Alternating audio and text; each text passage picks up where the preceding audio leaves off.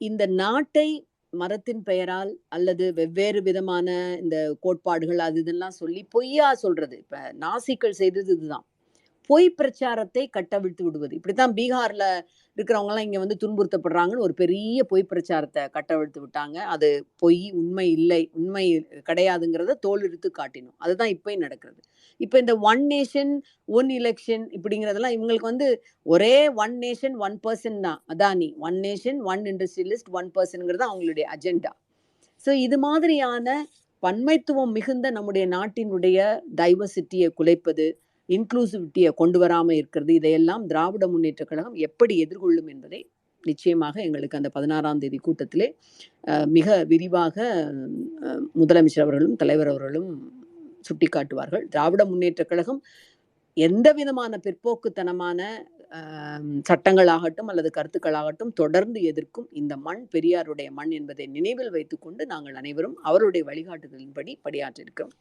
All those things will be briefed to us in which way we are to counter என்பதெல்லாம் 16ஆம் தேதி எங்களுக்கு தெளிவாக சொல்லப்படும். கொஞ்சம் கூட இதெல்லாம் பற்றி நீங்கள் கவலைப்பட வேண்டிய அவசியமே கிடையாது. ஏன்னா பெண்கள் இது எல்லா துறையும், அரசியல் மட்டும் கிடையாது, எல்லா துறையிலுமே நம்ம வந்து அந்த கிளாஸ் சீலிங் என்று சொல்லப்படுகின்ற அதை உடைச்சிட்டு we have pushed our boundaries. நமக்குன்னு வகுக்கப்பட்டிருக்க எல்லைகளை தகர்த்துட்டு போயிட்டே இருக்கிறோம். அரசியல் அப்படிங்கிறப்ப அவங்க பொதுவாக வந்து இது வந்து பெண்களுக்கு சரி வராத துறை அப்படிலாம் வந்து ஒரு பொது புத்தியில கட்டமைச்சிருக்கிற விஷயம் தான். நம்ம கழகத்தை நீங்கள் எடுத்து பார்த்தீங்க அப்படின்னா எல்லா போராட்டங்களையும் முன்னெடுத்து சென்றது பெண்கள் தான். குறிப்பாக சுயமரியாதை இயக்கத்து பெண்கள், குஞ்சிதம் குருசாமி, மூவலூர் ராமாமிர்தம் அம்மையார், முத்துலட்சுமி, இப்படி எல்லாம் நீங்கள் எடுத்து பார்த்தீங்கன்னா இப்போ நம்ம தலைவர் கலைஞர், நம்முடைய முதலமைச்சர் வச்சிருக்கிற எல்லா நலத்திட்டங்களுக்கும் இந்த அம்மையாருடைய பேர் ஏன் வச்சிருக்கிறாங்கன்னா, உங்களை போல அல்ல எங்கேயோ ஒரு இடத்துல இருந்து நம்மளால வர முடியுமா, இந்த மாதிரியெல்லாம் விமர்சனம் வருதே அப்படின்னு. மூவலூர் ராமாமிர்தம் அம்மையார் எழுதின முதல் நாடகம் தாசிகளின் மோசவலை. அதுக்காக அவரை மாதிரி ஒரு கடுமையா ஒரு விமர்சனம், அந்த எதிர்மறையா விமர்சிக்கப்பட்டவங்க வந்து யாருமே கிடையாது. அத்தனையும் தாண்டி வந்தது தான் குறிப்பா நம்முடைய இயக்கம் பெண்களுக்கான ஒரு இடத்தை தொடர்ச்சியா கொடுத்துட்டு வந்திருக்க இயக்கம். பெண்களுடைய முன்னேற்றம், விடுதலை இல்லாமல் வேறு எந்த விடுதலையும், அது சாதிய விடுதலை ஆகட்டும் அல்லது இன விடுதலை ஆகட்டும், அது சாத்தியப்படுவதில்லைங்கிறத நம்புற இயக்கம். அதனால நீங்க இதை பத்திலாம் கவலையே படாதீங்க. உள்ளாட்சி அமைப்புகள்ல இருந்து இன்னைக்கு வந்து எக்கச்சக்கம் முதல் முறையாக நம்முடைய முதலமைச்சர் அவருடைய இந்த ஆட்சியில தான் முதல் முறையா 120க்கு மேற்பட்ட பெண் கவுன்சிலர்ஸ் வந்திருக்கிறாங்க. இதெல்லாம் வந்து நமக்கான ஒரு கிராஸ் ரூட் லெவல்ல இருந்து நம்ம மேல வர்றதுக்கான ஒரு மிகப்பெரிய நம்பிக்கை பிடிப்புகள். அதனால இத்தனையும் தள்ளி தூக்க வச்சுட்டு உங்களுடைய கனவுகளை நீங்கள் துரத்துங்கள், நிச்சயமா வெற்றி பெறுவீர்கள். வாங்க, தாராளமா வெல்கமிங் யூ. திராவிட மாத கொண்டாட்டத்தின் ஒரு பகுதியாக தினம்தோறும் இரவு 8 மணிக்கு நடைபெறும் ட்விட்டர் ஸ்பேஸ் நிகழ்ச்சியில் 11ஆம் நாளான இன்று கலைஞரின் கழக குடும்பம் என்னும் தலைப்பில் சிறப்புரையாற்றுகிறார் தென் சென்னை நாடாளுமன்ற உறுப்பினர் முனைவர் திருமிகு தமிழச்சி தங்கபாண்டியன் அவர்கள். மதுரைக்கு தெற்கே கழகத்தின் அடையாளமாகவும் திராவிட இயக்க தளபதிகளில் ஒருவராகவும் தமிழ்நாட்டின் முன்னாள் வணிக வரித்துறை அமைச்சராகவும் திகழ்ந்த ஐயா தங்கபாண்டியன் அவர்களின் மகள். சுமதியாக சென்னை ராணிமேரி கல்லூரியில் ஆங்கில பேராசிரியராக பணியாற்றி வந்தவரை தமிழச்சி தங்கபாண்டியனாக மாற்றி 2007ஆம் ஆண்டு திமுக இளைஞரணியின் முதல் மாநாட்டில் கொடியேற்ற வைத்தார் முத்தமிழறிஞர் கலைஞர். அங்கு இருந்துதான் அவரின் அரசியல் செயல்பாடுகள் ஆரம்பித்தன. தமிழ் இலக்கியத்தில் தமிழ் நிலத்தின் வாசனையை பரவச் செய்யும் படைப்புகளுக்கு சொந்தக்காரராக எஞ்சோட்டு பெண், வனப்பேச்சு, மஞ்சனத்தி, அருகன் ஆகிய கவிதை நூல்களும், பாம்படம், சொல் தொடும் தூரம் எனும் கட்டுரை நூல்களையும் எழுதியவர். கலை இலக்கிய பகுத்தறிவு பேரவையின் மாநில துணைத் தலைவராகவும் தென் சென்னை நாடாளுமன்ற உறுப்பினராகவும் மக்களுக்காக செயலாற்றி கழகத்தின் குரலாய் ஒலித்துக் கொண்டிருக்கும் தென் சென்னை நாடாளுமன்ற உறுப்பினர் முனைவர் திருமிகு தமிழச்சி தங்கபாண்டியன் அவர்களை சிறப்புரையாற்ற அன்போடு அழைக்கிறது கழக தகவல் தொழில்நுட்ப அணி. பெரியாரின் துணிவுதனை பெறுதல் வேண்டும், பேரறிஞர் அண்ணாவின் தெளிவுதனை உணரல் வேண்டும், பேரெதிர்ப்பு கஞ்சாத உறுதி வேண்டும், என்றுமே பெரியார் அண்ணா நம் இதயத்தில் வாழ வேண்டும். தந்தை பெரியாரையும் பேரறிஞர் அண்ணாவையும் தன் இரு கண்களெனக் கொண்ட எங்கள் ஊனோடும் உணர்வோடும் உயிரோடும் கலந்திருக்கின்ற முத்தமிழ் அறிஞருக்கு முதல் புகழ் வணக்கம். நான் உண்ணும் ஒருபிடி அன்னம் கலைஞரது பெயர் எழுதிய நெல் மணிகளால் விளைந்தது. நான் அருந்தும் ஒரு குவளை நீர் கலைஞரது பெயர் எழுதிய மூலக்கூறால் நிரம்பியது. நான் சுவாசிக்கின்ற சிறு மூச்சு கலைஞரது பெயர் எழுதிய மூலக்கூறால் நிரம்பியது. நான் துயிலும் ஓர் இரவு உறக்கம் கலைஞரது பெயர் எழுதிய நற்கனவுகளால் நிரம்பியது. அவர்தம் நூற்றாண்டை போற்றுகின்ற வகையில் திராவிட மாதத்தில் அவர்தம் கலைஞரின் கழக குடும்பம் எனும் தலைப்பில் கழகத்தினுடைய தகவல் தொழில்நுட்ப அணி அழைத்திருக்கின்ற இந்த வாய்ப்பிற்கு நன்றி கூறி, கலைஞரின் கட்டளைகளை கண் போல காப்போம், தமிழரை உயர்த்தி தமிழை வாழ வைப்போம், அடக்குமுறையை அடித்து நொறுக்குவோம், மதவாதம் மாய்த்து மானுடநேயத்தை வளர்ப்போம், வளமான தமிழகத்தை வளர்த்தெடுப்போம் என விண்ணதிர 5 முழக்கங்களை முன்வைத்து இன்றைக்கு வெற்றி கொடி நாட்டி இந்தியாவிலே இருக்கின்ற முதல் அமைச்சர்களுக்கெல்லாம் முன்மாதிரியாக முதன்மை அமைச்சராக விளங்குகின்ற நம்முடைய மாண்புமிகு முதலமைச்சர் பாசமிகு தளபதி அவர்களுக்கு அடுத்த வணக்கமுடன், தண்டியிலே அன்றைக்கு மகாத்மா எடுத்த ஒருபிடி உப்பு வெறும் காந்தியாக இருந்த நம்முடைய தேசப்பிதாவை மகாத்மா காந்தியாக்கியது. பர்தோலி வல்லபாய் படேலை சர்தார் வல்லபாய் படேல் ஆக்கியது.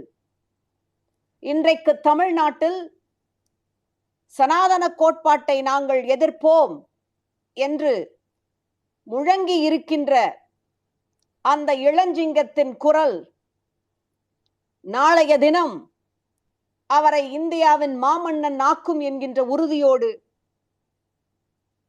கழக உடன்பிறப்புகள் உங்கள் அனைவருக்கும் என்னுடைய மாலை வணக்கம்.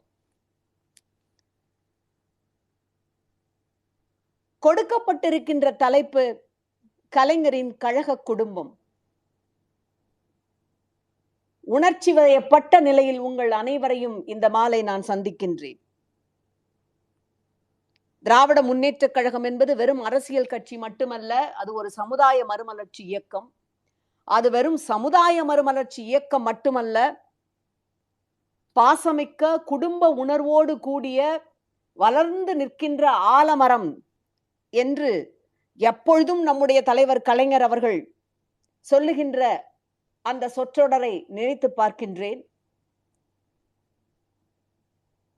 அவர் எப்பொழுதெல்லாம் கழகத்தை பற்றி பேச நேரிடுமோ அப்பொழுதெல்லாம் குறிப்பாக சொன்ன வாசகம் ஒன்று எனக்கு கண்முன்பாக நிழலாடுகின்றது.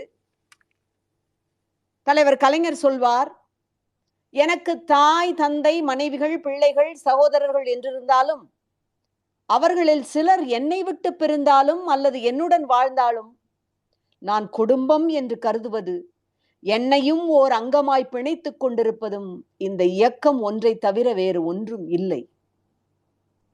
நெஞ்சுக்கு நீதி கட்டுரையிலே அவருடைய இந்த வாசகங்களை வாசிக்கும் பொழுதெல்லாம் என்னுடைய கண்கள் குழமாகும்.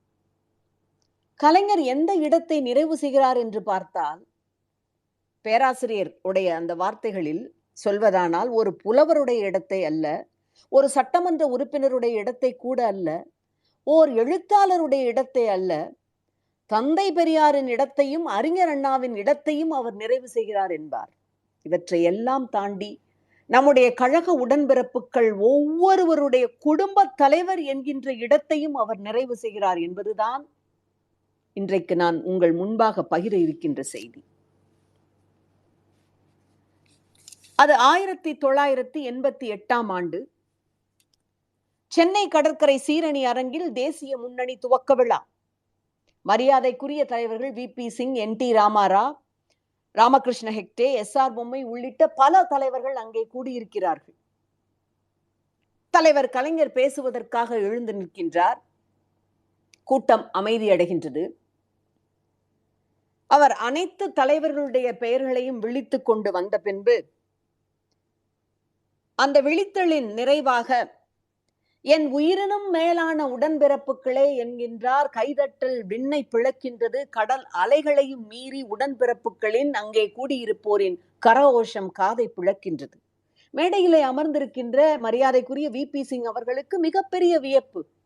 என்னடா இது, கலைஞர் அவர்கள் இன்னும் பேசவே ஆரம்பிக்கவில்லையே, அதற்குள்ளே எப்படி இவ்வளவு பெரிய கைதட்டல் என்று அருகிலே அமர்ந்திருக்கின்ற நம்முடைய முத்தமிழறிஞருடைய மனசாட்சியாகிய மரியாதைக்குரிய திரு முரசொலி மாறன் அவர்களிடம் என்ன இந்த கைதட்டல், துவக்கத்திலேயே அப்படி என்ன சொல்லிவிட்டார் என்று கேட்கின்றார்.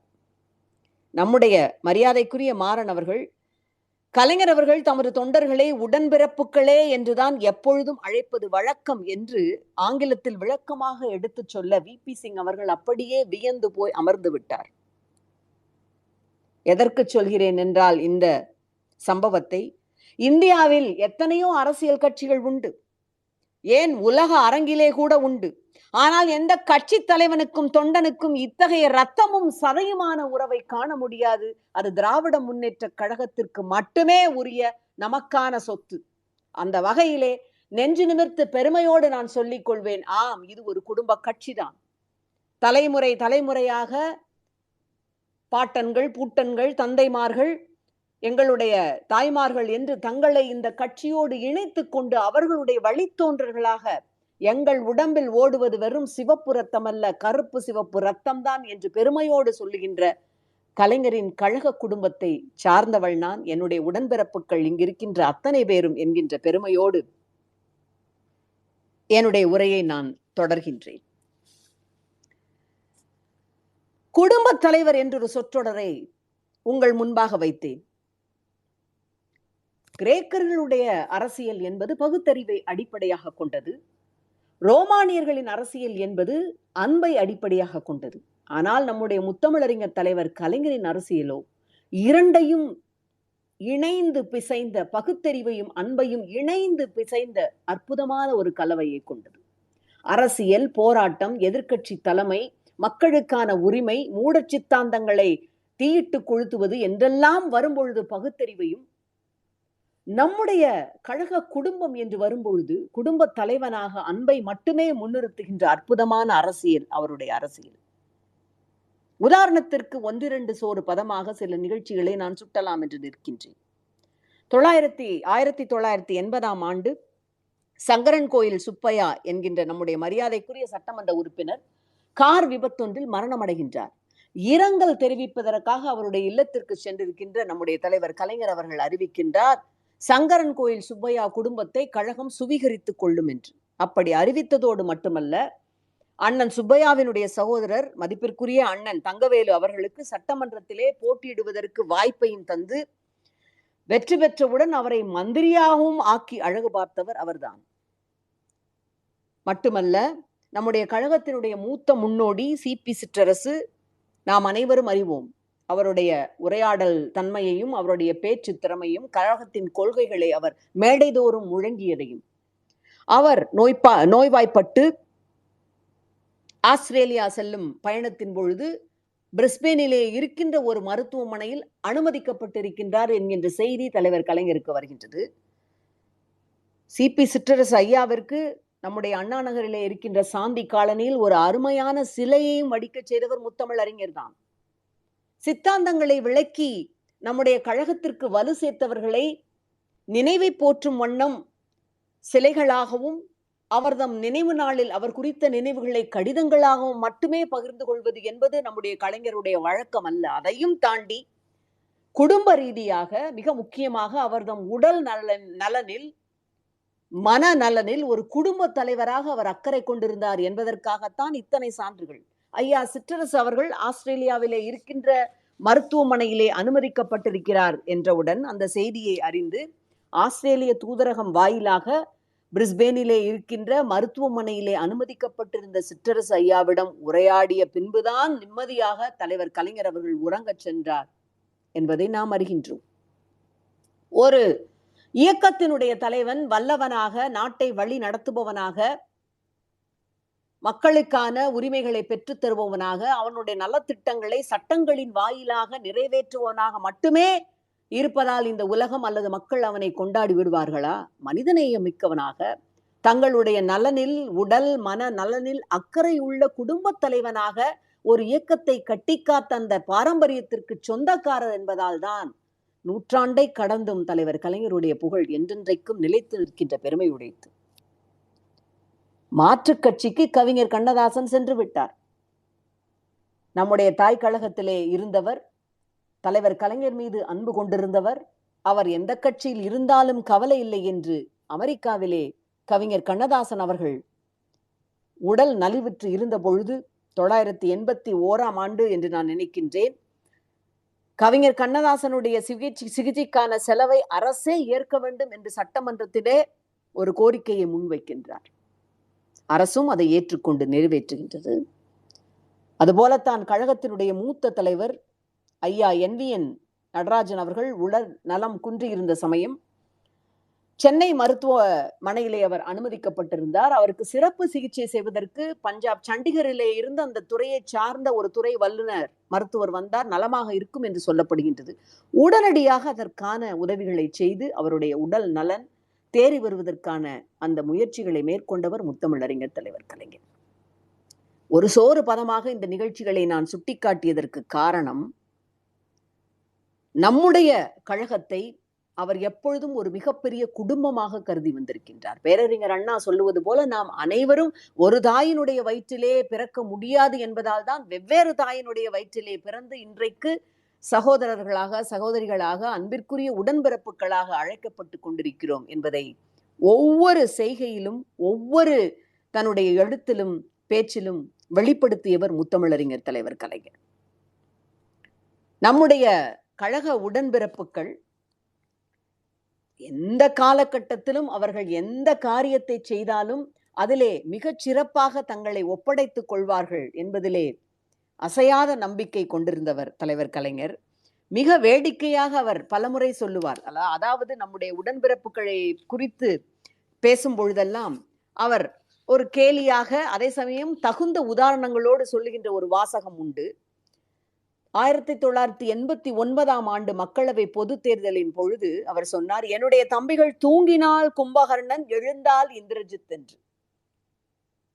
எந்த காரியத்தை செய்தாலும் அதிலே கவனம் சிதறாமல் தலை சிறந்தவர்கள் என்று சொல்லும் வண்ணம் என்னுடைய தம்பிகள் செய்வார்கள் என்பதுதான் அது. நினைத்து பாருங்கள், திராவிட முன்னேற்ற கழகத்திற்குத்தான் இந்த பெருமை உண்டு. நமக்கெல்லாம் தந்தை என்றால் அது பெரியார் தான், நமக்கெல்லாம் அண்ணா என்றால் அது பேரறிஞர் தான், நமக்கெல்லாம் குடும்ப தலைவர் என்றால் அது முத்தமிழ் அறிஞர் தான். அந்த குடும்ப தலைவர் என்கின்ற பொறுப்பை இன்றைக்கு நம்மிடையே ஏற்று நம்மையெல்லாம் வழிநடத்தி கொண்டிருப்பவர் நமக்கான பாசத்திற்குரிய முதலமைச்சர் அண்ணன் தளபதி அவர்கள்தான். இந்த தம்பிகள் என்ற இந்த விவரிப்பை குறித்து அவரிடம் கேட்கப்படுகின்றது. உங்களுடைய உடன்பிறப்புகள் கழக குடும்பம் என்று நீங்கள் எப்பொழுதும் பெருமையாக சொல்லுவீர்கள், இது என்ன அனாலஜி, இது என்ன ஒரு உவமை, கும்பகர்ணன் இந்திரஜித் என்று கேட்கப்பட்டதற்கு அவர் அழகாக சொல்லுகின்றார். இந்திரஜித் யார் தெரியுமா உங்களுக்கு? 8 ஆண்டு முடிவதற்குள் காடு சென்று சிங்கத்தை நாய் போல் இழுத்து வந்தவன், 20 வயதில் இரும்பு தூணை உடைத்தவன், பகை நுழையா அரண் அமைத்து தமிழ் மன்றம் கண்டவன், போரில் இந்திரன் இவனிடம் தோற்றோடியதால் இந்திரஜித்தன் என்ற பெயருக்கு தகுதியானவன். என்னுடைய உடன்பிறப்புகள் அப்படித்தான். அவர்கள் யானையைப் போல வலுவானவர்களாகவும் இருப்பார்கள், போர் என்று வந்துவிட்டால் இந்திரனை தோற்கடிக்கின்ற இந்திரஜித்தன் போல இருப்பார்கள், அன்னத்தைப் போல மென்மையாகவும் இருப்பார்கள் என்று பெருமையோடு குறிப்பிடுகின்ற அளவிலே எந்த காலகட்டத்திலும் அனுதினமும் கழக உடன்பிறப்புகள் அத்தனை பேரையும் ஒரே குடும்பம், தாய்க்கழகமான நம்முடைய கழகத்தினுடைய குடும்பம் என்கின்ற தெளிவான கருத்தை அவர் கொண்டிருந்ததோடு மட்டுமல்ல, தன்னுடைய ஒவ்வொரு செயலிலும் ஒவ்வொரு சொல்லிலும் அதனை முன்னிறுத்தியவர். போருக்கு சென்றால் தளபதிக்கு கட்டுப்படு, அரசவைக்கு சென்றால் அரசனுக்கு கட்டுப்படு என்பார்கள். இன்றைக்கு நமக்கு தளபதியாகவும் அரசனாகவும் இருக்கின்ற நம்முடைய மாண்புமிகு முதலமைச்சர் அவர்கள் தலைவர் கலைஞர் விட்டு சென்ற அந்த டார்ச் என்று சொல்லப்படுகின்ற ஒளியை ஏந்திக் கொண்டு நம்மையெல்லாம் வழிநடத்துகின்ற பெரும் பொறுப்பிலே இருந்தாலும் நமக்கெல்லாம் குடும்ப தலைவராக தலைவர் கலைஞர் விட்டு சென்ற இடத்தை நிரப்புகின்ற அந்த பெரும்பணியை செய்து வருகின்றார்.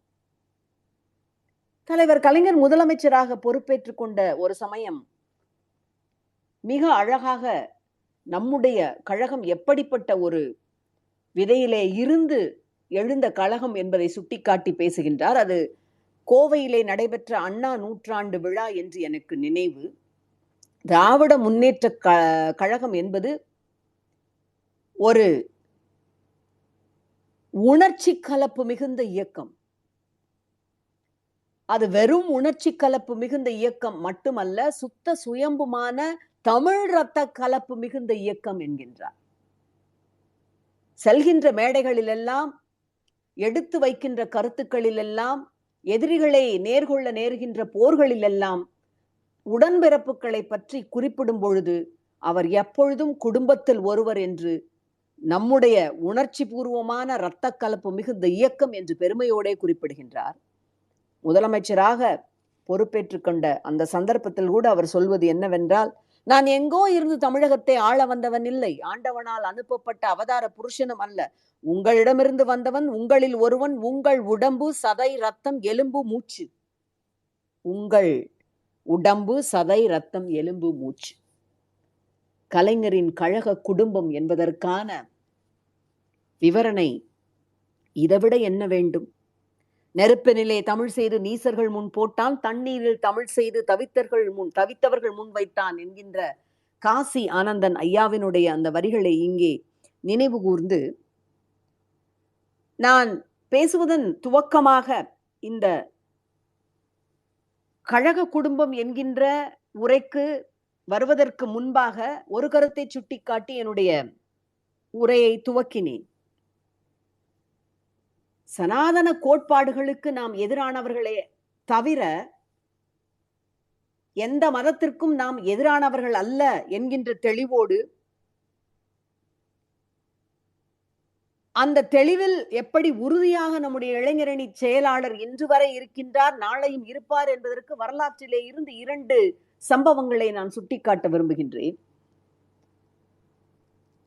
கிமு 2ஆம் நூற்றாண்டில் ஹெலனிக் உலகத்தை ரோம் வெல்கின்றது. அந்த போரிலே அந்த வெற்றி முடிந்த பின்பாக கிரேக்கர்கள் மத்தியிலே கிரேக்க வரலாற்று புகழ்பெற்ற வரலாற்று ஆசிரியர் பாலிபியஸ் என்பவர் ஒரு உரையாற்றுகின்றார். அதாவது அது ஒரு மிகப்பெரிய உலக வரலாற்றை திசை திருப்பி போட்ட போர். அந்த போரிலே ரோம் வென்றுவிட்டது. கிரேக்கர்களுக்கு உரையாற்றும் பொழுது அந்த வரலாற்று ஆசிரியர் சொல்லுகின்றார், இந்த புதிய உலகத்தினுடைய தலைவன் எப்படிப்பட்டவன்? எல்லா அசாதாரணமான சூழ்நிலைகளையும் தாங்கி நிற்கக்கூடிய வலிமையை கொண்டுள்ளவன், என்றாலும் மலர் போன்ற இதயத்தை தன்னுள்ளே வைத்திருப்பவன் என்று. அதைத்தான் நான் நம்முடைய இளைஞரணி செயலாளர் அவர்களுக்கு உதாரணமாக இன்றைக்கு நான் சொல்ல விரும்புகின்றேன். நாம் அனைவரும் ஒரே குடும்பம் என்று வரும்பொழுது, இரத்த கலப்பு மிகுந்த பாசக்கலப்பு மிகுந்த இயக்கம் என்று வரும்பொழுது, அன்பினால் கட்டுண்ட மிருதுவான இதயத்தை உடையவர்கள் நம்முடைய தலைவர்கள், நமக்கான வழிகாட்டிகள், இன்றைக்கு இளஞ்சிங்கமாக இயங்கிக் கொண்டிருக்கின்ற நம்முடைய இளைஞரணி செயலாளரும். ஆனால் எதிர்ப்பென்று வரும்பொழுது எல்லா அசாதாரணமான சூழ்நிலைகளையும் தாங்கி நிற்கக்கூடிய வலிமை உண்டு. அந்த வலிமையை நம்முடைய முன்னோடிகளுக்கு, நம்மை வழி நடத்துகின்றவர்களுக்கு தருபவர்கள் நாம் தான், கழக உடன்பிறப்புகள் தான். இதனையும் தலைவர் கலைஞர் அழகாக சுட்டிக்காட்டி இருப்பார். திராவிட முன்னேற்ற கழகம் என்பது ஒரு கட்டி முடிக்கப்பட்ட கோபுரம் என்றால் அதனுடைய அடிப்படையான செங்கற்கள் உடன்பிறப்புகளாகிய தொண்டர்களாகிய நீங்கள்தான். கோபுர கலசம் எங்களை போன்ற லீடர்ஸ் என்று சொல்லப்படுகின்ற எங்களை போன்ற தலைமை பொறுப்பிலே இருப்பவர்கள் என்பதை நீங்கள் அறிவீர்கள். ஆனால் ஒன்றை நினைத்துக் கொள்ளுங்கள், காக்கைகளும் கழுகுகளும் எச்சமிடுவது, மாற்றுக் கட்சியினுடைய ஏச்சுக்கள் பேச்சுக்கள் இவற்றையெல்லாம் தாங்கிக் கொள்ளுகின்ற அந்த ஒரு நிலை கோபுர கலசங்களுக்குத்தான் உண்டு. ஆனால் அந்த வலிமையை நாங்கள் எங்கிருந்து பெறுகிறோம் என்றால், எங்களை தாங்கி நிற்கின்ற செங்கற்களாகிய உங்களிடமிருந்துதான் பெறுகின்றோம் என்கின்றார். இந்த உறுதி, இந்த கடப்பாடு, இந்த பாச பிணைப்பு அனைத்தும் கலைஞர் நம்முடைய கழகத்தை ஒரு குடும்பம் என கருதிய அந்த ஒரு உணர்வில் இருந்து வந்ததுதான். நீங்கள் அத்தனை பேரும் பற்பல மாநாடுகளில் பங்கேற்றிருப்பீர்கள். எத்தனையோ விதமான பொதுக்கூட்ட மேடைகளில் தலைவர் கலைஞர் தலைமையேற்க நாம் உரைகளை கேட்டிருக்கின்றோம். ஒவ்வொரு முறையும் அவர் முன்வைக்கின்ற கருத்து என்னவென்றால், அல்லது நம்மை எல்லாம் உணர்வு பூர்வமாக கட்டி போடுகின்ற அந்த கரகரத்த குரலில் உடன்பிறப்பே என்று சொன்ன அந்த ஒரு சொல்லிலே நாம் ஏன் கட்டுண்டு எழுகிறோம் என்றால், கழகத்தை ஒரு குடும்பமாக உடன்பிறப்புகளை அணைத்துக் கொண்டு செல்கின்ற அந்த பாங்கை அவர் ஒரு இடத்திலும் மறந்தது கிடையாது, குறிப்பிட தவறியதே கிடையாது. பேரறிஞர் அண்ணா பங்கு பெறாத ஒரு மாநாட்டில் ஒரு முறை தலைவர் கலைஞர் தலைமையேற்க நேர்கின்றது. அண்ணா அவர்களால் வர முடியாத சந்தர்ப்பம் என்பதால் தலைமையேற்க தலைவர் கலைஞருக்கு அந்த வாய்ப்பு கிடைக்கின்றது. தலைவர் கலைஞர் சொல்லுகின்றார், அண்ணா அவர்கள் சென்ற மாநாட்டிலே வெண்ணையாக இருந்தார். இந்த மாநாட்டிற்கு என்னை தலைமை தாங்க செய்திருக்கின்றார். வெண்ணையாக அவர் இருந்த இடத்தில் இன்றைக்கு நான் சுண்ணாம்பாக உங்கள் முன்பாக நிற்கின்றேன். நான் சுண்ணாம்பாக இருந்தாலும் சுண்ணாம்பு பயன்படாமல் போகாது. சொல்லிவிட்டு அவர் மேலும் தொடர்கின்றார், வெற்றிலையாக இருக்கின்ற கழக உடன்பிறப்புகளை, என்னுடைய அன்பான தம்பிமார்களே, என்னுடைய அன்பான சகோதரிகளே, அடிக்கோடி இட்டுக் கொள்ளுங்கள். சொல்லிவிட்டு அவர் சொல்லுவது, வெற்றிலையாக இருக்கின்ற கழக உடன்பிறப்புகளை பாக்காக இருக்கின்ற பேராசிரியர் போன்றவர்களோடு இணைத்துக் கொண்டு சுண்ணாம்பாக நான் பணிபுரிந்தால் நல்லதொரு தாம்பூலமாக தமிழக மக்களுக்கு கிடைப்பேன் என்கின்றார். வெற்றிலை இல்லை என்றால் சுண்ணாம்பால் என்ன பயன், பாக்கால் என்ன பயன்? ஆக இந்த தாம்பூலத்திற்கான அடிப்படை வெற்றிலை என்பதிலே மிக தெளிவான கருத்து கொண்டவர். அதில் மிகுந்த பிடிப்போடு ஒவ்வொரு முறையும் பேசுகின்ற ஒவ்வொரு ஓமையாகட்டும் அல்லது எடுத்து வைக்கின்ற ஒரு சொல்லாகட்டும், அவர் பேசி முடித்த அந்த சமயங்களில் எல்லாம் நான் நினைத்துக் கொள்வது, ஆப்ரஹாம் லிங்கன் குறித்து மார்க் டெரான் எனும் அமெரிக்க எழுத்தாளன் சுட்டிக்காட்டியதைத்தான். லிங்கன் குறித்து டெரான் சொல்லுகின்றான், இரும்பிலே செய்யப்பட்டிருந்த கொள்கையை பேசுபவனாக இருந்தாலும் மிருதுவான மனித மலர் போன்ற இதயத்தை கொண்ட தலைவன். இரும்பிலே செய்யப்பட்டிருந்த கொள்கையை பேசுபவனாக இருந்தாலும் மிருதுவான மனித மலர் போன்ற இதயத்தை கொண்ட தலைவன் அவன் என்று. நம்முடைய தலைவர் கலைஞராகட்டும், நம்முடைய பேரறிஞர் அண்ணாவினுடைய திராவிட தளபதி என்கின்ற அந்த அடைச்சொல்லோடு வந்து இன்றைக்கு அகில இந்திய தலைவர்களில் வருகின்ற நாடாளுமன்ற தேர்தலில் இந்திய பிரதமரை முடிவு செய்ய போகின்ற நம்முடைய மாண்புமிகு முதலமைச்சராகட்டும், இரும்பிலே செய்யப்பட்டிருக்கின்ற கொள்கையை பேசுபவர்களாக இருந்தாலும் மிருதுவான மனித மலர் போன்ற இதயத்தை கொண்டவர்கள் என்பதால் தான் கழகம் ஒரு கட்டுக்கோப்பான பாசமிகுந்த குடும்பமாக இன்றைக்கும் திகழ்ந்து கொண்டிருக்கின்றது. ஒரு தலைவன் தன்னுடைய வழிகாட்டிகளாக இருக்கின்ற தலைவர்களிடமிருந்து கொள்கை பிடிப்புகளை மட்டுமல்ல, அவர்கள் விட்டு செல்லுகின்ற, அவர்கள் நமக்கு கையெழுத்து செல்லுகின்ற மானுட பண்புகளை, குறிப்பாக நேயமான விழுமியங்களை, திராவிட முன்னேற்ற கழகம் ஒரு குடும்பம், அந்த குடும்பத்தை நாம் கட்டி காக்கின்ற உணர்ச்சி மிகுந்த உறவு பாலமாக அந்த பந்தத்தையும் கையிலே எடுத்து செல்ல வேண்டும் என்கின்ற அந்த ஒரு விஷயத்திற்கு முழு உதாரணமாக நம்முடைய தலைவர் கலைஞருடைய வழிப்படி இன்றைக்கு நம்முடைய தளபதி அவர்கள் திகழ்கின்றார். தலைவர் கலைஞர் குறிப்பிட்டு சொல்வது உண்டு, நான் முதலமைச்சராக இங்கே தேர்ந்தெடுக்கப்பட்டு வந்திருக்கின்றேன். நான் எங்கிருந்தோ தமிழகத்தை ஆள வந்தவன் அல்ல, ஆண்டவனால் உங்களிடையே அனுப்பி வைக்கப்பட்டிருக்கின்ற அவதார புருஷனும் அல்ல, உங்களிடையே இருந்து வந்தவன், உங்களில் ஒருவன் என்று. அந்த வழியிலேதான் நம்முடைய தளபதி அவர்களும் இந்த மிகப்பெரிய ஆலமரமாகிய கழக குடும்பத்தை எடுத்து சென்று கொண்டிருக்கின்றார். அவருடைய கரங்களை வலுப்படுத்தத்தான் நாம் இன்றைக்கு நம்முடைய கலைஞர்களுடைய நினைவுகளை, நூற்றாண்டு கொண்டாட்டமாக அவருடைய புகழ் நினைவுகளை போற்றிக் கொண்டிருக்கின்றோம். தமிழன் மறுபிறவியில் எழுமையில் நம்பிக்கை இல்லாதவன். புகழ் வணக்கம் என்பதும் நடுகள் இட்டு நினைவுகளை போற்றுவதும் தான் தமிழ் மரபு. அந்த வகையிலேதான் இந்த நூற்றாண்டை கொண்டாடி கொண்டிருக்கின்ற இந்த காலகட்டத்தில் இன்றைய தலைமுறைக்கு, ஜென் எக்ஸ் என்று சொல்லப்படுகின்ற இந்த தலைமுறைக்கு,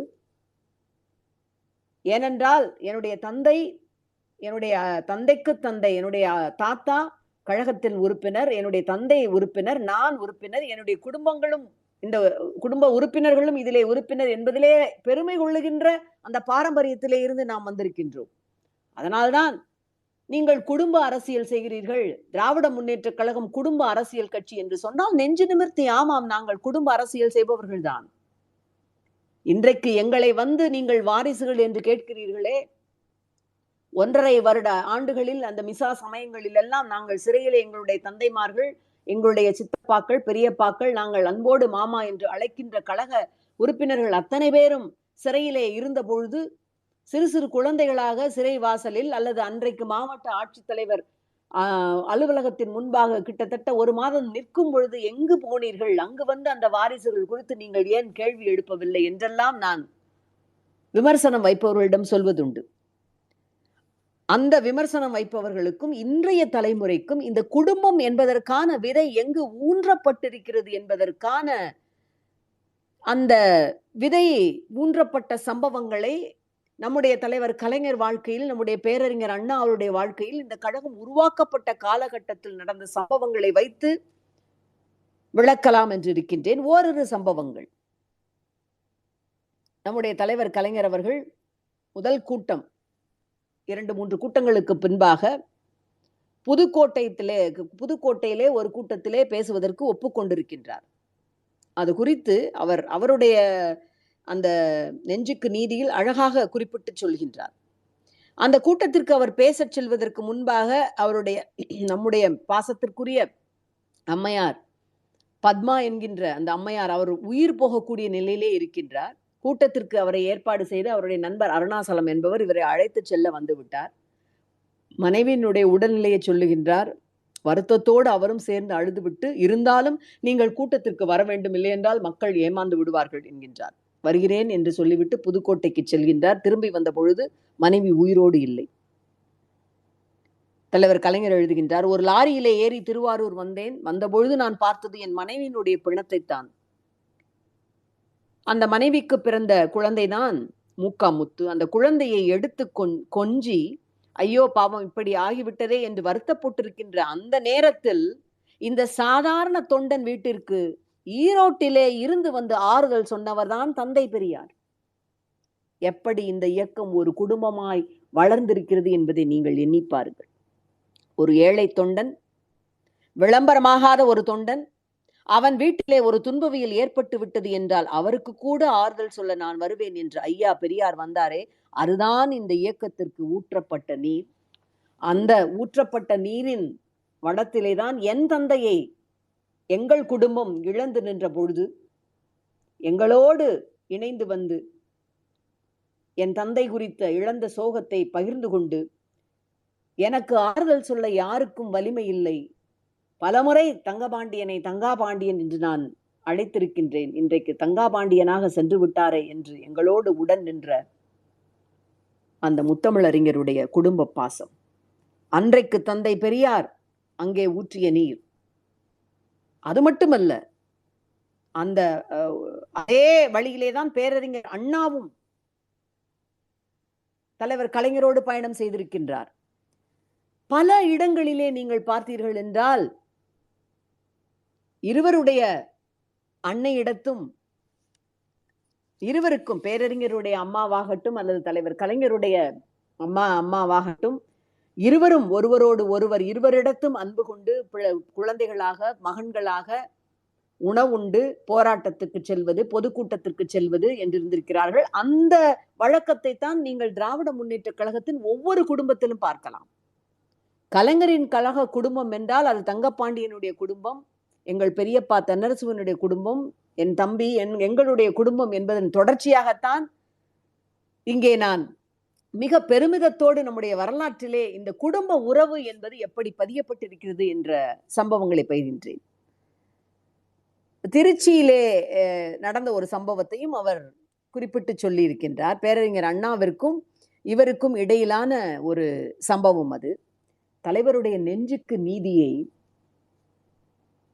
முழுவதுமாக படித்து முடித்து விட்டோம் என்று நாம் பெருமிதத்தோடு கீழே வைக்க இயலாது. அதாவது நீங்கள் ஒரு காவியத்தை 2வது முறையாக படிக்கும் பொழுது அந்த காவியத்திலிருந்து நீங்கள் புதிதாக தெரிந்து கொள்வதை விட உங்களை பற்றித்தான் நீங்கள் புதிதாக தெரிந்து கொள்வீர்கள் என்று சொல்லப்படுவதுண்டு. அதுபோலத்தான் நீங்கள் ஒரு நதியிலே 2வது முறையாக கால் வைக்கும் பொழுது அது முன்பு இருந்த நதி கிடையாது, அந்த நீர் கடந்து விட்டது என்றும் சொல்லப்படுவதுண்டு. அதுபோல நெஞ்சுக்கு நீதியிலே அவர் விவரித்திருக்கின்ற சம்பவங்களை, அவர் வாழ்க்கையிலே கடந்து வந்த போராட்டங்களை அட் ஒன் கோ பல வருடங்களுக்கு முன்பாக படித்து முடித்து விட்டாலும், சமயங்களில் நீங்கள் சில சில சம்பவங்கள், சில சில நிகழ்வுகளை பார்க்கும் பொழுது, வரலாற்றின் கடந்த காலத்திலே இருந்து நிகழ்காலத்திற்கான உந்துதலை, நிகழ்காலத்தை எப்படி எதிர்கொள்ள வேண்டும் என்கின்ற அந்த தெளிவை, எதிர்காலத்தை எப்படி எடுத்துச் செல்ல வேண்டும் என்கின்ற அந்த திடத்தையும் அவை தருகின்றன என்பதை நான் புரிந்து வைத்திருக்கின்றேன். அந்த வகையிலே தான் இந்த சம்பவம் என்னை மிகவும் ஒரு பாதித்த, எனக்கான பலவிதமான போராட்டங்களை கடந்து செல்வதற்கு ஒரு முன் உதாரணமாக இருக்கின்ற சம்பவம். தலைவர் கலைஞர் திருச்சியிலே ஒரு போராட்டத்திலே ஈடுபட்டு திருச்சி சிறையிலே அடைக்கப்பட்டிருக்கின்றார். அந்த சிறையிலே இருந்து வெளியே வரும்பொழுது பேரறிஞர் அண்ணா அவர்கள் காத்திருந்து வரவேற்று இவரை அழைத்து செல்கின்றார். அன்றைய தினம் இரவு திருச்சியிலே தலைவர் கலைஞர் அவர்களுக்கு பாராட்டு கூட்டம். அடுத்த நாள் சென்னையிலே பேரறிஞருடைய தலைமையிலே தலைவர் கலைஞர் அவர்களுக்கு பாராட்டு கூட்டம் நடைபெற இருக்கின்றது. பேரறிஞர் தலைவரிடம் சொன்னாராம், நீ திருச்சி கூட்டத்தை முடித்துவிட்டு என்னோடு காஞ்சிபுரம் வந்து மதிய உணவு அருந்திவிட்டு பின்னர் இருவரும் சேர்ந்து சென்னைக்கு செல்லலாம் என்று. நம்முடைய தலைவரும் ஒத்துக்கொள்கின்றார். காஞ்சிபுரம் செல்கின்றார். காஞ்சிபுரம் சென்று அதற்கு பின்பாக சென்னைக்கு செல்கின்றார். இந்த நிகழ்ச்சியை அவரே எப்படி நெஞ்சுக்கு நீதியிலே வர்ணிக்கின்றார் பாருங்கள். பேரறிஞர் அண்ணா வீட்டில் உணவு அருந்திவிட்டு மாலையில் இருவரும் புறப்பட்டு சென்னை விழாவிற்கு வந்தோம். இப்பொழுது அண்ணா அறிவாலயத்திற்கு பக்கத்திலே இருந்த அன்பகத்திலிருந்து எங்களை வரவேற்ற ஊர்வலம் புறப்பட்டு விட்டது. அண்ணாவும் நானும் ஒரு ரதத்திலே அமர்த்தி வைக்கப்பட்டு ஊர்வலம் கடற்கரைக்கு சென்றது. கடற்கரையிலே திருவிழா போன்ற பெரும் கூட்டம். அண்ணா பாராட்டி பேசினார். இரவு 10 மணிக்கு நானும் அண்ணாவும் இல்லத்திற்கு திரும்பினோம். அப்ப இல்லத்திற்கு வந்தவுடன் இருவரையும் வரவேற்று நம்முடைய அஞ்சுகத்தம்மையார் அவர்கள் வரவேற்கின்றார். அண்ணாவும் அவரோடு அமர்ந்து உரையாடுகின்றார். அம்மாவிடம் என்னம்மா நலமா என்று அண்ணா கேட்டவுடன் அம்மையார் சொன்னாராம் அண்ணாவை பார்த்து, நீங்கள் ஏற்கனவே நேற்று வேலூர் சிறையிலே இருந்து விடுதலை ஆனீர்கள். விடுதலை ஆனவுடன் எங்கே சென்றீர்கள் என்று கேட்டாராம். அண்ணா சொல்கின்றார், காஞ்சிபுரம் சென்று அம்மாவை பார்த்து வந்தேன் என்கின்றார். உடனே அஞ்சுகத்தம்மையார், ஓஹோ அம்மாவை பார்த்து விட்டு வந்தீர்களா என்று விட்டு அண்ணாவிடம், அம்மாவை பார்த்துவிட்டு மறுபடியும் வேலூருக்கு சென்று கூட்டத்தில் பேசினீர்கள் இல்லையா? விடுதலையான உடனே நேரடியாக கூட்டத்திற்கு செல்லவில்லை, அம்மாவை பார்த்துவிட்டுத்தானே கூட்டத்திற்கு சென்றீர்கள் என்றார். பேரறிஞரும் சிரித்துக்கொண்டே, ஆமாம் அம்மா, அம்மாவை பார்த்துவிட்டுத்தான் பிறகு கூட்டத்திற்கு சென்றேன் என்கின்றார். அதற்கு நம்முடைய அஞ்சுகத்தம்மையார் மறுபடியும் பதில் சொல்கின்றார், பாருங்கள், நீங்கள் உங்கள் அம்மாவை பார்த்துவிட்டுத்தான் விடுதலையாகி பார்த்துவிட்டுத்தான் கூட்டத்திற்கு செல்கின்றீர்கள். உங்களை உங்கள் அம்மா ஒரு நாள் கஷ்டப்பட்டு பெற்றிருக்கிறார்கள் போலும். நான் என்னுடைய பிள்ளை, அதாவது நம்முடைய தலைவரை சொல்கின்றார், 26 நாட்கள் கஷ்டப்பட்டு பெற்றேன். அதனால்தான் என் பிள்ளை திருச்சியிலே விடுதலை பெற்று திருச்சி கூட்டத்திலே பேசிவிட்டு காஞ்சிபுரம் வந்து சென்னைக்கு வந்தும் வீட்டிற்கு வராமல் உங்களோடு கடற்கரை கூட்டத்திற்கு வந்து பேசிவிட்டு இப்பொழுது வந்திருக்கிறார் என்று இந்த நிகழ்ச்சியை குறிப்பிட்டு விட்டு தலைவர் கலைஞர் எழுதுகின்றார். இதை ஏன் சொல்கின்றேன் என்றால், நான் பிறப்பதற்கே 20 நாள் போராட்டம், பிறப்பதே எனக்கு ஒரு போராட்டம், பிறப்பதற்கே ஒரு போராட்டம் நடத்தி வெளிவந்தவன் நான் என்கின்றார். பிறப்பதற்கு மட்டுமல்ல, அவருடைய மறைவிற்கு பின்பான அந்த நினைவிடத்திற்கும் பெரும் போராட்டம் நடத்தி அந்த போராட்டத்தை வெற்றிகரமாக சாதித்து அவர்தம் புகழை நிலைநாட்டி அதற்கான ஒரு உரிய ஏற்பாட்டை செய்து மக்கள் மனதில் நிறைந்திருப்பவர் நம்முடைய மாண்புமிகு முதலமைச்சர் அவர்கள்தான். ஒரு குடும்ப பிணைப்பான பாச உறவு என்பதை உங்களிடையே சுட்டிக்காட்டுவதற்குத்தான் இந்த நிகழ்ச்சியை சொன்னேன். இந்த மாதிரியாக பல போராட்டங்களில், மிக குறிப்பாக இப்பொழுது எங்களுடைய வீடுகளை நீங்கள் எடுத்துக்கொண்டீர்கள்னா, அந்த காலத்திலே பொதுக்கூட்டம் முடிந்த பிறகு கிராமங்களில் எல்லாம் இப்பொழுது இருப்பது போல பெரிதான உணவகங்கள் இருப்பது கிடையாது. பொதுக்கூட்டத்திலே பங்கு பெற்றிருக்கின்ற மிக முக்கியமாக அல்லது ஒரு 20 அல்லது 30 பேருக்காவது உணவு சமைக்க வேண்டும். அந்த உணவு சமைக்கின்ற விஷயங்களை எல்லாம் என்னுடைய தாய் ஒரு ஆசிரியர் என்பதால் சக ஆசிரியர்கள் அந்த கிராமத்திலே இருக்கின்ற அத்தனை பேரும் சேர்ந்து கூட்டங்கள் முடிந்தவுடன் ஒரு பெரிய திருவிழா போல இருக்கும். 300 இட்டலிகள், ஒரு 200 தோசைகள், அவர்களுக்கான சோறு குழம்பு என்று 2-3 மணி வரை வீடே திருவிழா கோலம் போடும். ஒவ்வொரு பொதுக்கூட்டமும் ஒரு இல்ல விழாவாக, குடும்ப விழாவாகத்தான் நடைபெறும். பூம்புகார் திறக்கும் பொழுது, அந்த மாநாடுகளுக்கெல்லாம் செல்லும் பொழுது குடும்பம் குடும்பமாக அழைத்து சென்று அங்கே பங்கு பெற்ற அந்த நினைவுகள் இப்பொழுது எனக்கு வருகின்றன. கழக கோட்பாடுகளை எல்லாம் சிறுவயது முதலே நாம் எப்படி கேட்டு வளர்கின்றோம் என்றால், குடும்பமாக நம்மை எல்லாம் இணைத்துக் கொண்டு செல்கின்ற, நம்மை எல்லாம் பிணைத்திருக்கின்ற அந்த பாசக்கயிறாக, நமக்கான அந்த கண்ணிகள், உடன்பிறப்புகள் என்கின்ற அத்தனை கண்ணிகளையும் இணைக்கின்ற மிகப்பெரிய ஒரு தலைமையாக முத்தமிழறிஞர் தலைவர் கலைஞர் விளங்கினார், விளங்கிக் கொண்டிருக்கிறார் என்பதுதான் இந்த உறவு என்றென்றைக்கும் வரலாற்றிலே பதியப்பட்டிருக்கின்ற ஒரு சிறப்பு மிகுந்த உறவாக கருதப்படுகின்றது. என்னுடைய தந்தையார் அவர்கள் பலமுறை நான் சொன்னதுண்டு. என்னுடைய வளைகாப்பு நிகழ்ச்சியின் பொழுது அவர் சிறையிலே இருந்தார். பெரியப்பா என்று நாங்கள் அன்போடு அழைக்கின்ற எங்களுடைய தென்னரசு பெரியப்பா தான் அவருக்கு பதிலாக வந்து அந்த வளைகாப்பு என்கின்ற மங்கள நிகழ்ச்சியை எனக்கு அவர் சார்பாக நடத்தி வைத்தார். இது பலமுறை போராட்டங்களிலே பங்கு பெற்ற அத்தனை திராவிட முன்னேற்ற கழக குடும்பங்களும் அறிந்த ஒன்றுதான். தலைவர் கலைஞர் அவருடைய வாழ்க்கையிலும் அப்படி நடந்திருக்கின்றது. 977ஆம் ஆண்டு கருப்பு கொடி காட்டிய வழக்கில் தலைவர் கலைஞர் கைது செய்யப்பட்டு சிறையிலே இருக்கின்றார். அப்பொழுதுதான் நம்முடைய தளபதிக்கு இளைஞரணி செயலாளர் முதல் ஆண் குழந்தை பிறந்திருக்கின்றது. தளபதிக்கு அப்பொழுது நம்முடைய முதலமைச்சர் அவர்களுக்கு கலைஞர் அவர்கள் சிறையிலே இருந்து ஒரு கடிதம் எழுதுகின்றார். கழகம் என்பது ஒரு ஒரு பாச குடும்பம், கழக குடும்பம் என்பதிலே நமக்கெல்லாம் பெருமை உண்டு என்பதற்கு ஒரு எடுத்துக்காட்டு இந்த கடிதம். உலக சரித்திரத்திலேயே தலைமை பொறுப்பிற்கு வருவதற்கு நீண்ட நெடுங்காலம் காத்திருந்தவர்கள் என்ற சொல்லப்பட்டால் அது 2 பேர்தான். ஃபிடல் காஸ்ட்ரோவினுடைய, கூபாவினுடைய ஃபிடல் காஸ்ட்ரோனுடைய தம்பி ரால் காஸ்ட்ரோ. அவர் காத்திருந்த வருடங்கள் 42. அதற்கு பின்பாக தலைமை பொறுப்பிற்கு 46 வருடங்கள் காத்திருந்து வந்தவர் நம்முடைய மாண்புமிகு முதலமைச்சர் அவர்கள். எதுவும் தங்கத்தட்டிலே வைத்து அவருக்கு வழங்கப்படவில்லை. அவருடைய அந்த கடந்து வந்த போராட்ட வரலாறு, அவர் என்னதான் கலைஞருடைய மகன் என்கின்ற பெருமை இருந்தாலும், அதிலே அவருக்கு உண்மையான மிகப்பெரிய மனமகிழ்ச்சி இருந்தாலும், பிறப்பினால் வருகின்ற அடையாளத்தை தவிர்த்து தன்னுடைய உழைப்பினால் அவர் பெற்றிருக்கின்ற இடம், இந்த இடம் என்பதற்கான ஒரு எடுத்துக்காட்டு அந்த கடிதம் என்பது. தலைவர் கலைஞர் எழுதுகின்றார் சென்னை மத்திய சிறையிலே இருந்து. தலைவர் நம்முடைய முதலமைச்சரை விழித்துவிட்டு, உனக்கு ஆண் குழந்தை பிறந்த செய்தி கேட்டு மகிழ்ச்சி. 28/11/1977. சாந்தாவிற்கு என் வாழ்த்துக்களை கூறவும். 1953 திருச்சி சிறையில் 6 மாத தண்டனை பெற்று நான் இருந்த பொழுது நீ கை குழந்தை. வீட்டிலிருந்து என்னை காண வருபவர்களோடு குழந்தையாக இருந்த நீயும் வருவாய்.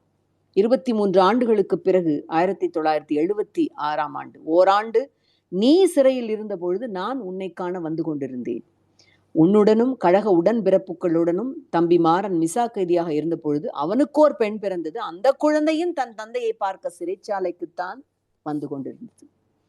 இப்பொழுது உனக்கு பிறந்திருக்கின்ற என் பெயரனும் என்னை பார்க்க சிறைக்கு வருவான் என்று கருதுகின்றேன். இந்த அனுபவங்கள் எவ்வளவு இனிமையானவை பார்த்தாயா? இந்த குடும்பத்தில் மட்டுமல்ல, நமது இயக்கமாம் பெரிய குடும்பத்தில் எத்தனையோ உடன்பிறப்புகளுக்கு இப்படிப்பட்ட சிறை அனுபவங்கள் கிடைத்திருக்கின்றன. பொதுவாழ்வு பூங்கா வினோதம் அல்ல, புயலை எதிர்த்து நிற்பது. இதை புரிந்து கொள்ளாத சில பேர் இன்னமும் நாட்டிலே இருக்கிறார்கள். பாவம், அவர்களுக்காக நான் பரிதாபப்படுகின்றேன். புதிய பெயரனுக்கு என் வாழ்த்துக்கள். அந்த புதிய பெயரன்தான் இன்றைக்கு இந்தியாவை கலக்கி கொண்டிருக்கின்ற, நாளைக்கு இந்தியாவினுடைய மாமன்னன் என்று போற்றப்பட இருக்கின்ற நம்முடைய இளஞ்சிங்கம் இளைஞனுடைய செயலாளர். இந்த தலைமுறை இந்த வரலாற்றை தெரிந்து கொள்ள வேண்டும். எவ்வளவு இன்பமாக அவர் சொல்கிறார் பாருங்கள். இந்த அனுபவங்கள் எவ்வளவு இனிமையானவை பார்த்தாயா? இந்த குடும்பத்தில் மட்டுமல்ல, நமது இயக்கமாம் பெரிய குடும்பத்தில் எத்தனையோ உடன்பிறப்புகளுக்கு இப்படிப்பட்ட சிறை அனுபவங்கள் கிடைத்திருக்கின்றன. இந்த சிறை அனுபவங்கள் நம்மையெல்லாம் மென்மேலும் ஒரே குடும்பமாக கெட்டியாக பிணைப்பதற்குரிய அந்த பந்தத்தை ஏற்படுத்தியவை என்பதை நான் உணர்ந்திருக்கின்றேன். அதாவது எந்த சமயத்திலும் அவர்கள் கைது செல்லப்படலாம்.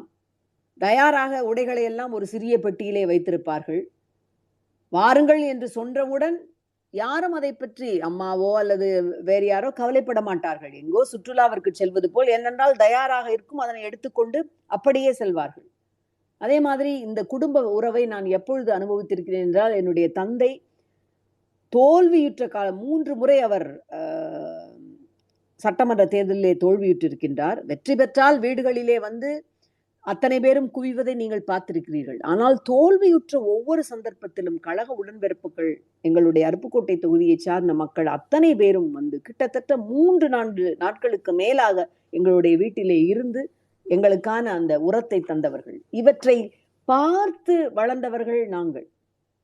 கடமை, கண்ணியம், கட்டுப்பாடு என்கின்ற 3ஐயும் நமக்கு தந்த பேரறிஞர் அண்ணா நம்மையெல்லாம் தம்பி கேள் என்று எழுதிய கடிதத்தை போலத்தான் ஒவ்வொரு முறையும் உடன்பிறப்பே என்று எழுதிய கடிதங்கள் நம்மை ஒரு மிகப்பெரிய உணர்வுபூர்வமான ஒரு பயணத்திற்கு இழுத்துச் சென்று நம்மையெல்லாம் இன்றைக்கும் உங்களில் ஒருவன் என்று நம்முடைய மாண்புமிகு முதலமைச்சர் அவர்கள் எழுதுகிறார் அல்லவா, அந்த கட்டத்தில் இந்த காலகட்டத்திலும் நம்மை எல்லாம் ஒரு குடும்பமாக இறுக்கி வைத்திருக்கின்றது. கடிதங்கள் என்றவுடன் எனக்கு ஒரு சம்பவம் நினைவிற்கு வருகின்றது. அதாவது லெனினுடைய வாழ்க்கையிலே நடந்ததாக சொல்லப்பட்ட சம்பவம் இந்த சம்பவம்.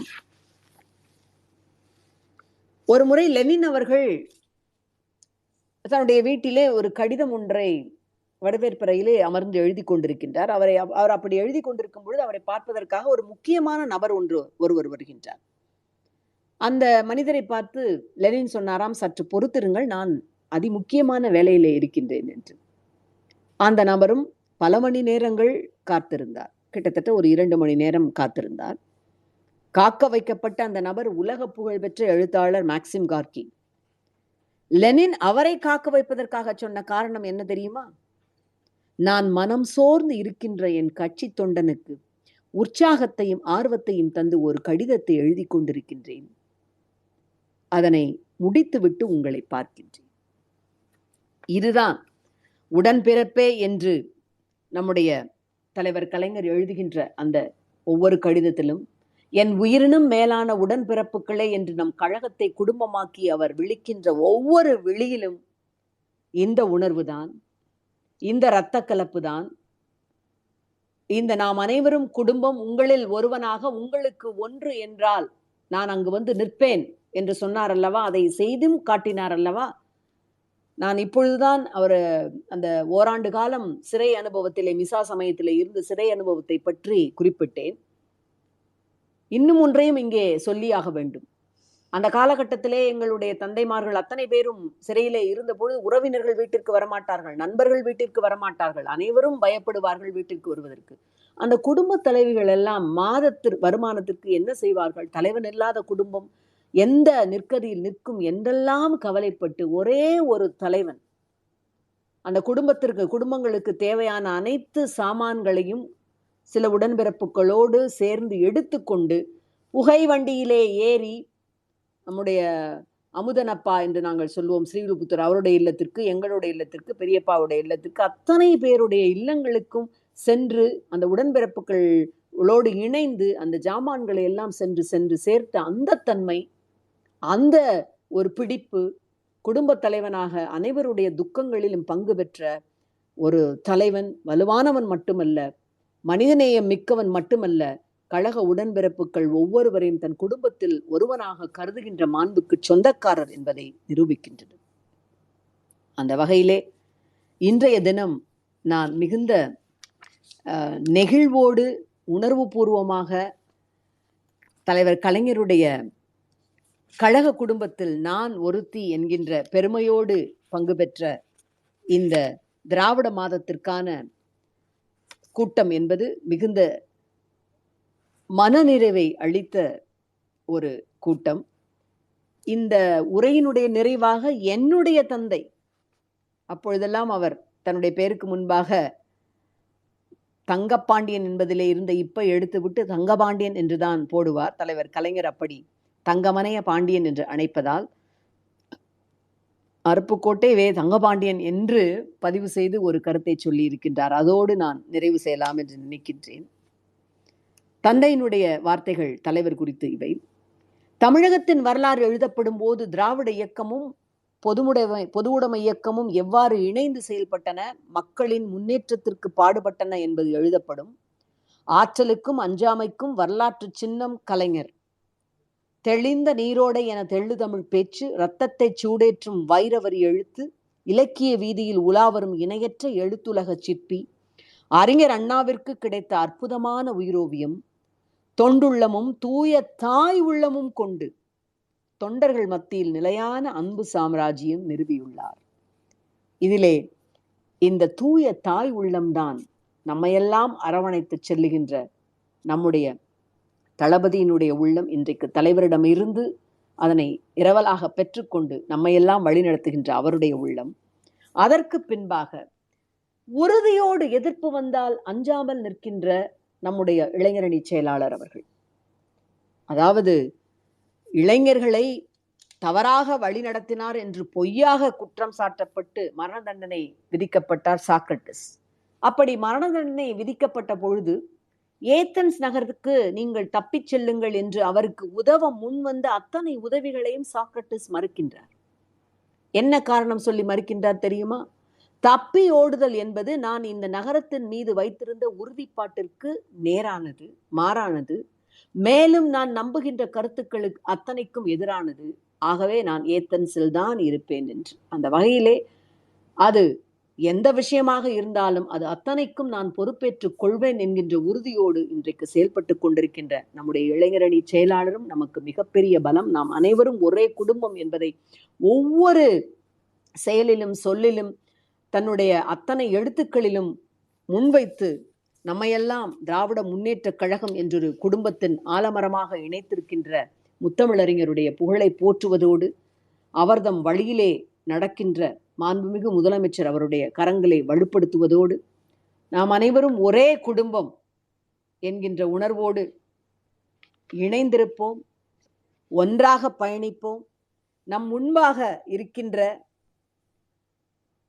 அது ஆரியத்தின் வாயிலாக நம்மை இப்பொழுதும் வந்து வதைக்கின்ற எதிரிகளாகட்டும், இல்லை இந்த மண்ணிலே நச்சு கருத்துக்கள் காலம் காலமாக புறையோடி இருந்த நச்சு கருத்துக்களை அகற்றி ஒளியை கொண்டு வந்த தந்தை பெரியார், பேரறிஞர் அண்ணா, அண்ணல் அம்பேத்கர், நம்முடைய பூலே இவர்களுடைய அந்த பணியை இருடடிப்பு செய்கின்ற அந்த விஷயமாகட்டும், அவையெல்லாம் இந்த தமிழ் மண்ணிலே ஒரு காலம் காலூன்ற முடியாது.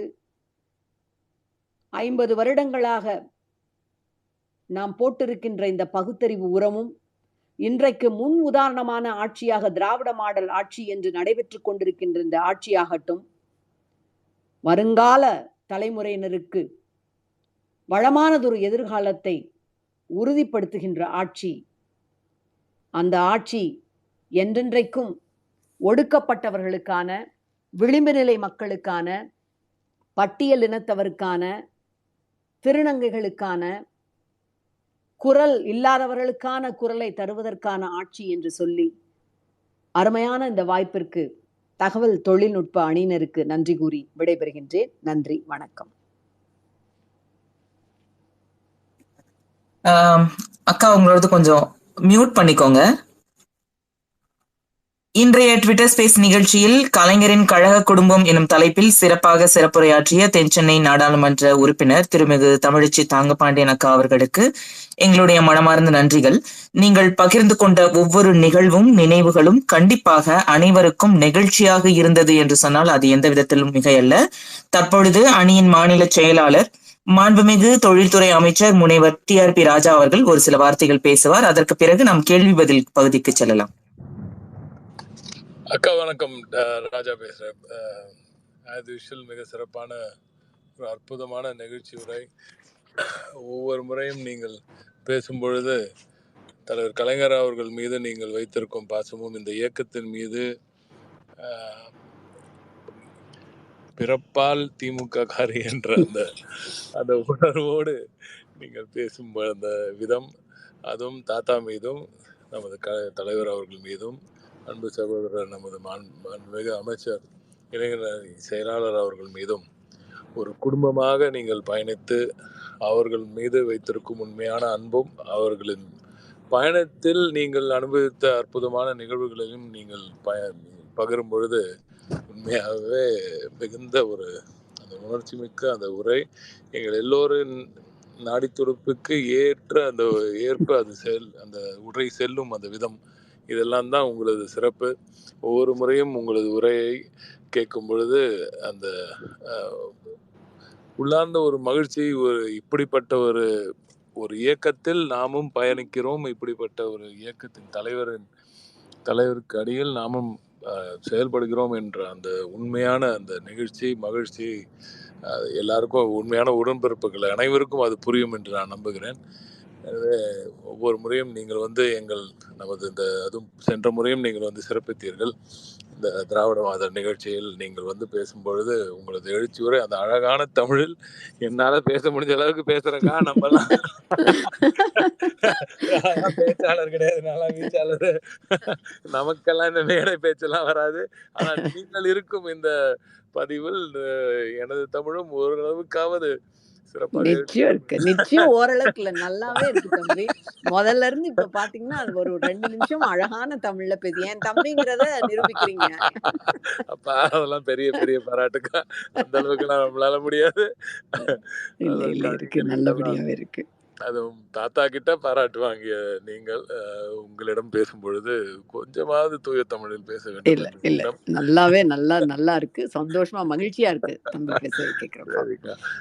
உண்மையாவே இட்ஸ் a huge pleasure. எப்பவுமே நீங்க பேசும் அந்த விதமும் உங்களது அந்த உரையில் இருக்கும் அந்த சுருக்கங்களும் அந்த பயணத்தின் அந்த ஒவ்வொரு பாயிண்டா நீங்க எடுத்து சொல்றதெல்லாம் உண்மையாவே மிகப்பெரிய நிகழ்ச்சியான ஒரு விஷயம். ரொம்ப நன்றி.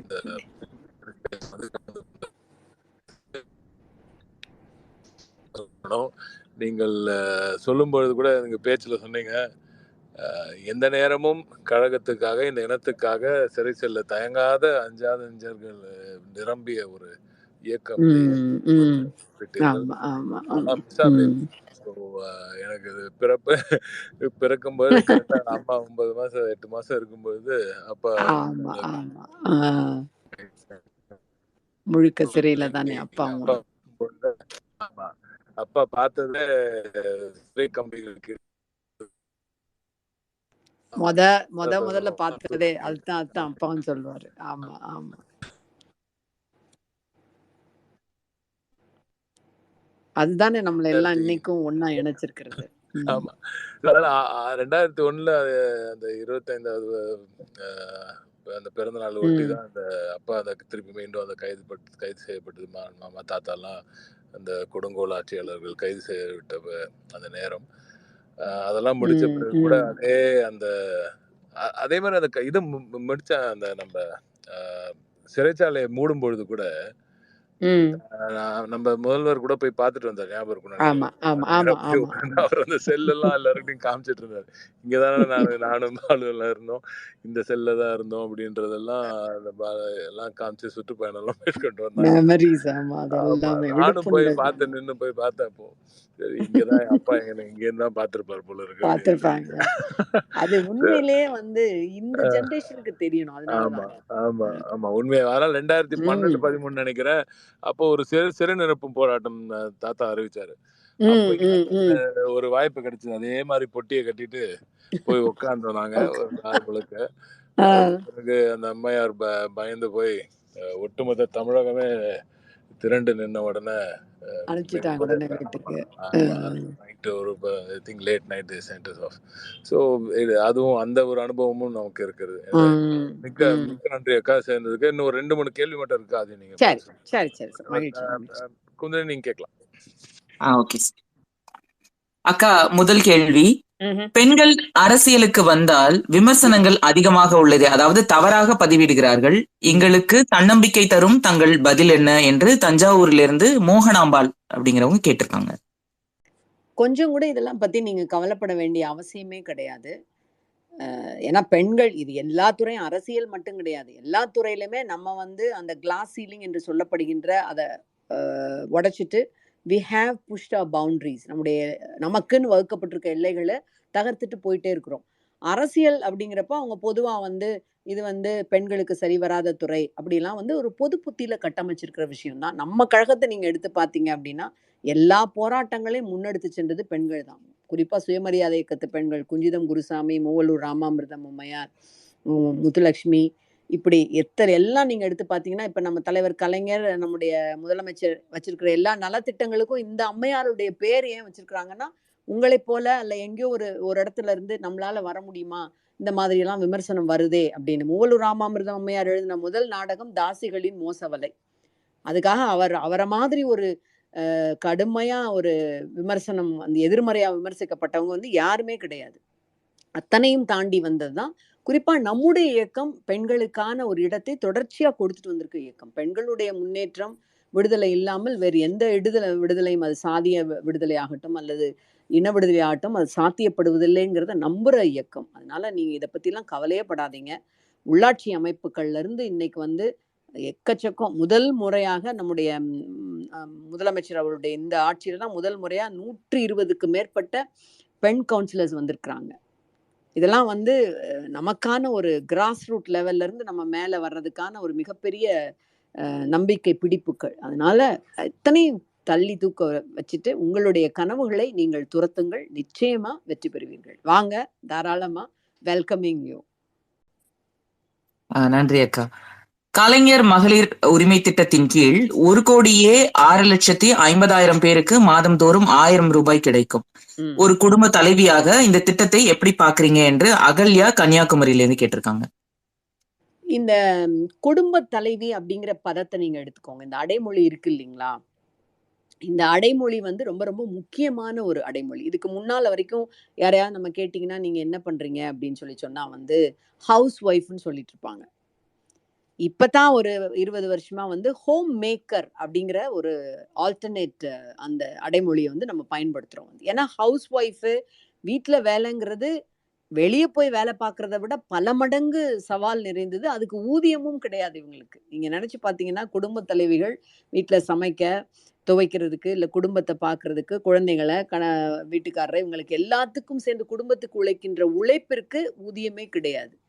இப்ப நம்முடைய மாண்புமிகு முதலமைச்சர் அவர்கள் அதைத்தான் மிக மிக குறிப்பான ஒரு அவங்கள கௌரவிக்கணும், அவங்கள பெருமைப்படுத்தணும், அவங்களுடைய உழைப்பிற்கு ஒரு உரிமையான ஒரு விஷயத்தை அங்கீகாரம். இதுல நீங்க கொடுக்குற அந்த 1000 ரூபாயை விட ஒரு புத்தகத்தினுடைய மதிப்பு வந்து வெறும் அச்சுக்கூலிக்கும் காகிதத்துக்கும் கொடுக்கறது தான். Nobody can just evaluate a book by the price that it is fixed on.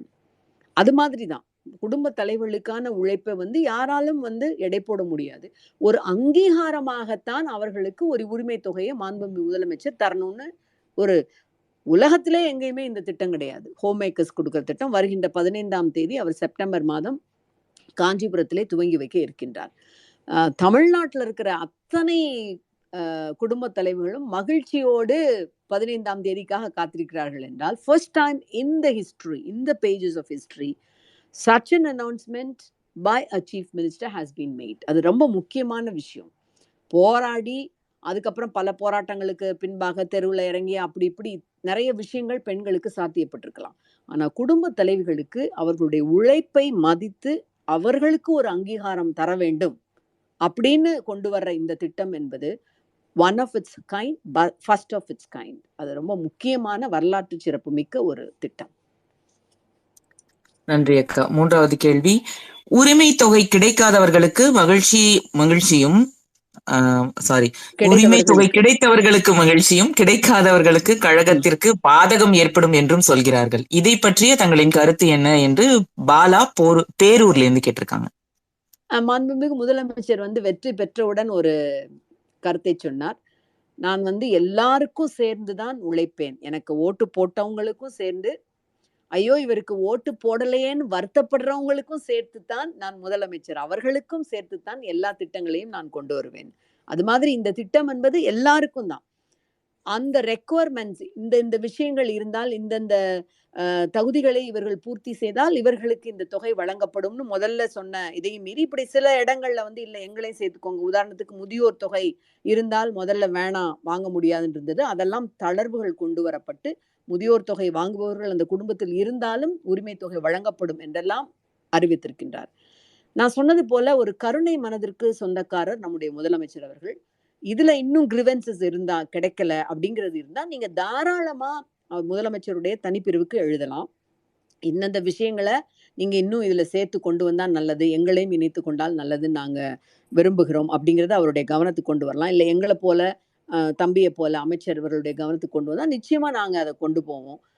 those grievances will definitely be rectified. தமிழ்நாட்டுல வந்து எனக்கு இது கிடைக்கல, எனக்கு இது தகுதி இருந்தும் வரலை அப்படிங்கிற எந்த ஒரு பெண்ணும் வருத்தப்படக்கூடாது அப்படிங்கிறது தான் முதலமைச்சருடைய கனவு. நிச்சயம் அதற்காக ஒரு வழிமுறைகள் வந்து பின்பற்றப்படும். இப்பயே தளர்வுகளோடு தான் செகண்ட் டைம் இம்ப்ளிமெண்ட் ஆகுது.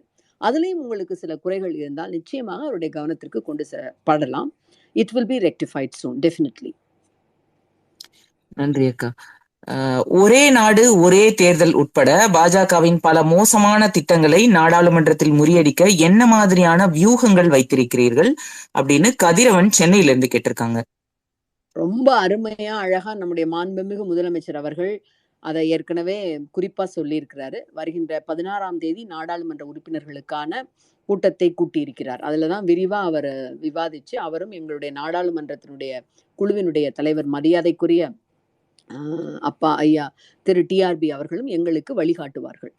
ஆனால் இந்த நாட்டை மரத்தின் பெயரால் அல்லது வெவ்வேறு விதமான இந்த கோட்பாடுகள் அது இதெல்லாம் சொல்லி பொய்யா சொல்றது. இப்ப நாசிக்கள் செய்தது இதுதான், பொய் பிரச்சாரத்தை கட்டவிழ்த்து விடுவது. இப்படித்தான் பீகார்ல இருக்கிறவங்க எல்லாம் இங்க வந்து துன்புறுத்தப்படுறாங்கன்னு ஒரு பெரிய பொய் பிரச்சாரத்தை கட்டவிழ்த்து விட்டாங்க. அது பொய், உண்மை இல்லை, உண்மை கிடையாதுங்கிறத தோலுரித்து காட்டினோம். அதுதான் இப்பயும் நடக்கிறது. இப்ப இந்த 1 நேஷன் 1 எலெக்ஷன் இப்படிங்கிறதெல்லாம் இவங்களுக்கு வந்து ஒரே 1 நேஷன் 1 பர்சன் தான். அதானி 1 நேஷன் 1 இண்டஸ்ட்ரியலிஸ்ட் 1 பர்சன்ங்கிறது அவங்களுடைய அஜெண்டா. ஸோ இது மாதிரியான பன்மைத்துவம் மிகுந்த நம்முடைய நாட்டினுடைய டைவர்சிட்டியை குலைப்பது, இன்க்ளூசிவிட்டியை கொண்டு வராம இருக்கிறது, இதையெல்லாம் திராவிட முன்னேற்ற கழகம் எப்படி எதிர்கொள்ளும் என்பதை நிச்சயமாக எங்களுக்கு அந்த 16ஆம் தேதி கூட்டத்திலே மிக விரிவாக முதலமைச்சர் அவர்களும் தலைவர் அவர்களும் சுட்டி காட்டுவார்கள். திராவிட முன்னேற்ற கழகம் எந்த விதமான பிற்போக்குத்தனமான சட்டங்களாகட்டும் அல்லது கருத்துக்களாகட்டும் தொடர்ந்து எதிர்க்கும். இந்த மண் பெரியாருடைய மண் என்பதை நினைவில் வைத்துக்கொண்டு நாங்கள் அனைவரும் அவருடைய வழிகாட்டுதலின்படி பணியாற்றிருக்கிறோம். All those things will be brief to us in which way we are to counter என்பதெல்லாம் 16ஆம் தேதி எங்களுக்கு தெளிவாக சொல்லப்படும். இறுதி கேள்வி, பெரியாரும் திராவிட இயக்கமும் இருந்ததால் தமிழ்நாட்டு பெண்கள் கல்வியிலும் பொருளாதாரத்திலும் மேம்பட்டிருக்கிறார்கள். இந்தியா முழுக்க இந்த நிலைமையை எப்படி ஏற்படுத்துவது என்று உமையாள் கோவையிலிருந்து கேட்டிருக்காங்க. இல்ல இப்ப அதுதான் வந்து ஒரு ரொம்ப ரொம்ப முக்கியமான ஒரு புக்கு நான் இப்ப வாசிச்சேன். அது டிராவிடியன் இயர்ங்கிற ஒரு புக்கு. நம்ம தமிழ்நாட்டில் ஐஏஎஸ் இருந்த பணியாற்றி எஸ் நாராயணன் ஒருத்தர் அந்த புக்கு எழுதியிருக்கிறார். அவர் மத்திய அமைச்சரவையில் கூட செயலாளராக இருந்தார். ஆஃப்டர் ஹிஸ் ரிட்டையர்மெண்ட் வந்து as an economical expert researcher உலக நாடுகளுக்கெல்லாம் சென்று அந்த பணியை செஞ்சு வர்றாரு ஒரு வல்லுநராக. ஒரு 6 மந்த்ஸுக்கு முன்னால் டிராவிடியன் இயர்னு ஒரு புக்கில் எழுதியிருக்கிறார். என்ன சொல்லியிருக்காருன்னா, அவர் இந்த ஆட்சியில் நம்முடைய திராவிட முன்னேற்ற கழக ஆட்சியில் கலெக்டராக இருந்திருக்கிறேன், டெப்யூட்டி கலெக்டராக இருந்திருக்கேன். அந்த அனுபவத்தை வர்றப்போ அவர் ஒரு முக்கியமான கருத்தை சொல்லியிருக்காரு. நான் அதை சகோதரிகள்கிட்ட வந்து சொல்லலாம்னு நினைக்கிறேன். அவர் சொல்கிறாரு, முன்பெல்லாம் ஏதாச்சும் ஒரு பகுதியில் ஒரு குறை இருந்தால் அதை அரசால் தீர்க்க முடியும்னா அரசு அதிகாரிகள் தான், the government officials will send report, அறிக்கை அனுப்புவார்களாம், எங்களுக்கு அறிக்கை வரும். ஆனால் திராவிட முன்னேற்ற கழகம் ஆரம்பித்த பின்புதான் கட்சியின் பிரதிநிதிகள் மக்களின் பிரச்சனைகளை எங்களிடம் எடுத்து வந்து பேச தொடங்கினார்கள். அரசு அதிகாரிகளிடமிருந்து நாங்கள் பெற்ற குறைகளை விட கட்சியின் பிரதிநிதிகள் எடுத்து வைத்ததுதான் மிக அதிகம்.